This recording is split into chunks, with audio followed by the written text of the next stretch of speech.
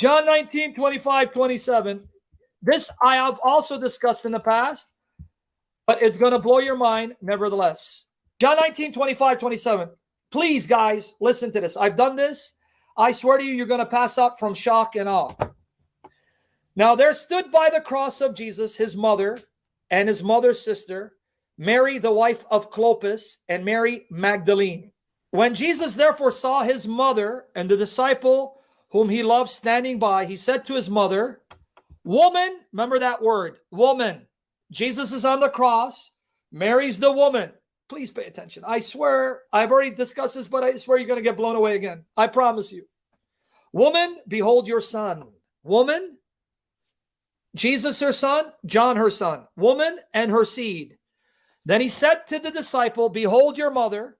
And from that hour, that disciple took her to his own home. So, point number one, Jesus is on the cross, his mother, so he's the son of the mother, and it says, John is your son, and you are his mother.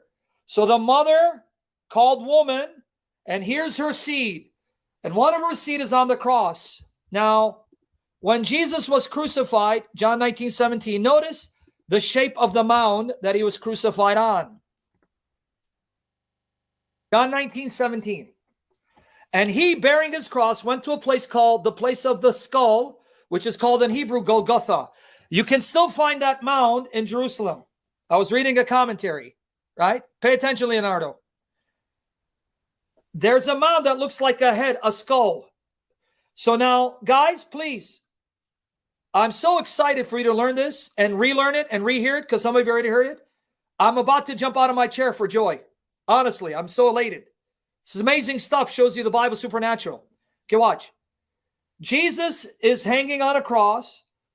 One of the poles would be protruding into the ground. So if you're looking at it, you see what looks like a head, a skull, and you see what looks like a stake being driven into the skull, right? Because if you're looking at it, that pole would be in the mound, right? Skull. It almost looks like someone's head is being pierced through, crushed, right? Crushed. Okay? Remember that. Okay, well, hold on. Who is Jesus again? He's the fruit of Mary. Luke 1:42. Luke 1:42. Let me skip to 42. Then she spoke out with a loud voice and said, blessed are you among women, and blessed is the fruit of your womb. Mary, her fruit. Jesus, the fruit of her womb. Mary, woman, her fruit, the fruit of her womb. The fruit hanging on the cross. Okay? That's her seed, and John is her seed. Now notice that the cross is also described as a tree. Acts 5:30. Stavros, Staros. Acts 5:30. Don't chime in, guys, just listen. Acts 5:30.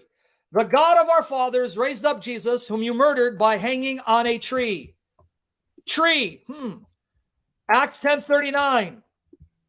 Acts 10:39. Watch here. Okay. And we are all witnesses of all things which he did both in the land of the Jews and in Jerusalem, whom they killed by hanging on a tree.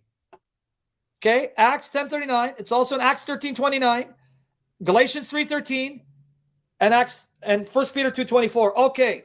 Mary, the woman. Jesus, the fruit of her womb. Fruit on a tree. Her seed nailed on a cross, and the cross is on top of a mound that's shaped like a skull, and John is her seed. That's Genesis 3. A woman, Genesis 3, eats fruit from a forbidden tree and gives birth to death.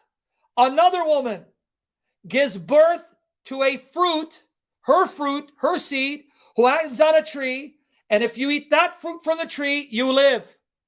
That woman in Genesis 3 was a virgin. This woman is a virgin.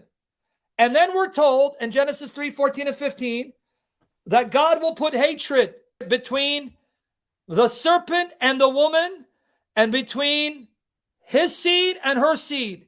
He will crush the heel of the seed, and the seed will crush his head. Jesus, woman, calls her woman. The seed of the woman, who now has the serpent strike at his heel, because it was Satan who instigated Jesus being nailed to the cross. So now he bites his heel, but as he bites his heel, then he crushes his head by the cross, crushing the head of the serpent. That's why it was shaped like a skull, symbolic of, here's the seed of the woman, who now crushes the head of the serpent under his heel.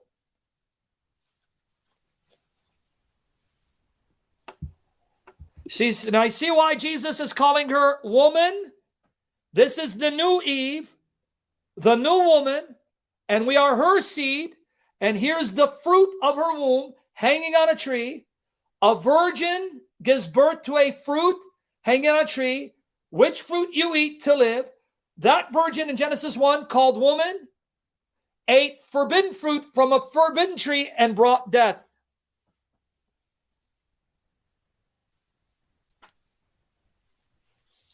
Okay? And the serpent would strike her seed. Who's her seed? Jesus in union with his church. That's why he says to John, behold your mother, woman, your son, here's your seed. I'm forming and fashioning your seed.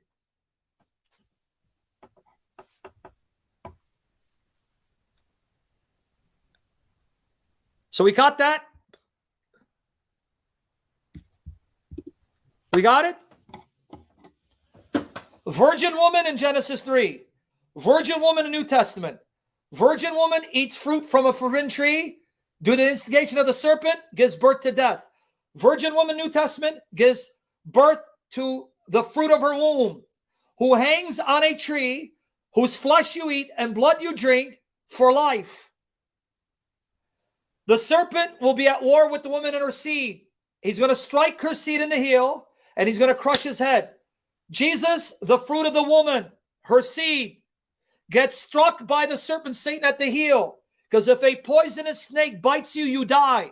If he bites your heel, you die. So here the serpent strikes a mortal wound upon the seed of the woman, Jesus.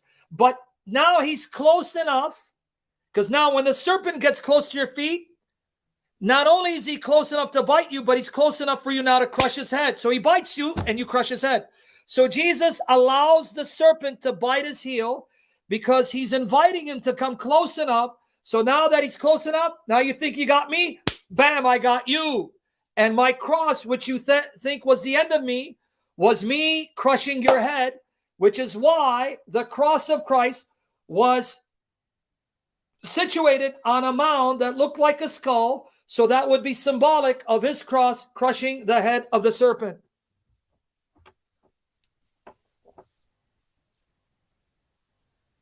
You got it?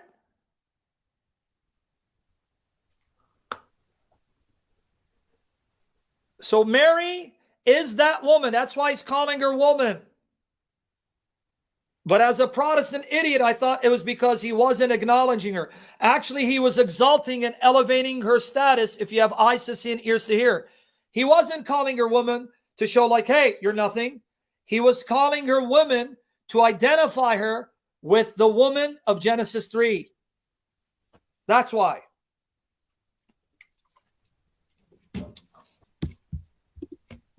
Okay?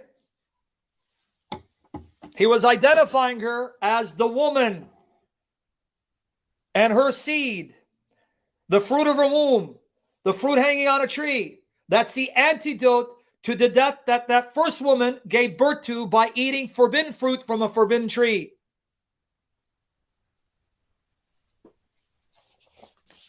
I'm just giving you a minute or two for it to sink in.